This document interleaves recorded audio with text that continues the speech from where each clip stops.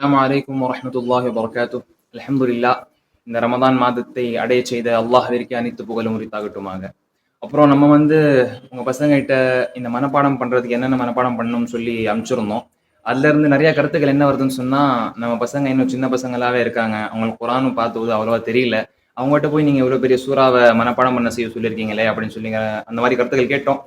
நம்மளும் யோசிச்சு பார்த்தோம். இந்த வஸ்ஸூஹால இருந்து நாஸ் வரைக்கும் சின்ன சின்ன சூறாவே குடுத்திருந்துக்கலாமேன்னு சொல்லி. ஆனா, அப்படி இருக்கும்போது இந்த சூரத்துல் முல்க் தபாரக்கல்லதிய மனப்பாடம் பண்ண சொல்லியிருக்கோம்னு சொன்னா, அதோடைய சிறப்பு குறித்து தான்.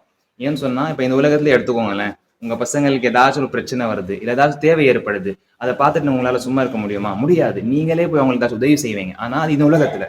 அது அப்படி இருக்கிற பட்சத்துல, நாளைக்கு அவங்க இறந்ததுக்கு அப்புறம் கபர்ல அவங்களுக்கு யாருமே இல்லாதப்போ, எப்போ எனக்கு யாராச்சும் உதவி செஞ்சிட மாட்டாங்களா அப்படின்னு ஏங்கிட்டு இருக்கிறப்ப, அப்ப நீங்க உதவி செய்யணும்னு ஆசைப்பட்டீங்கன்னு சொன்னா, நீங்க உங்க பசங்களுக்கு இந்த சூரத்துல் முல்க் தபாரக்கல்லதிய மனப்பாடம் பண்ண சொல்லுங்க. அப்புறம் டெய்லி ஓத சொல்லுங்க. ரசூலுல்லாஹ் சொல்றாங்க, யார் ஒருத்தன் இந்த தபாரக்கல்லதி சூறாவை டெய்லி இரவு ஓதுறாங்களோ, அவங்களுக்கு கபருடைய வேதனையில இருந்து அவங்களுக்கு விடுதலை ஆறுவாங்கன்னு சொல்லி ரசூலுல்லாஹ் சொல்றாங்க. தெளிவான ஹதீஸ் இருக்கு. அப்புறமா ஒரு பெரிய பிரச்சனையும் கிடையாதுங்க. 4 வாட்டி பசங்களுக்கு ஃபோன் இருக்கு உங்கள்ட்ட. ஃபோன்ல வச்சு நீங்க கேட்க சொன்னாலே போதும். அது ஏறிரும் இன்ஷா அல்லாஹ். ஏன்னா சின்ன பசங்க இருக்காங்க. மைண்ட் ஃப்ரெஷ்ஷா இருக்கும். மனப்பாடம் பண்ணக்கூடிய சக்தியும், ஆற்றலும் நல்லா இருக்கும். நீங்க சொல்லி பாருங்க. ஒரு பிரச்சனையும் இல்ல. இப்ப ஒரு ஈஸியா இருக்கு, சின்ன சூறாவா இருக்கு. அத மனப்பாடம் பண்ணி சொல்றதுனா பெரிய விஷயம் கிடையாதுல்ல.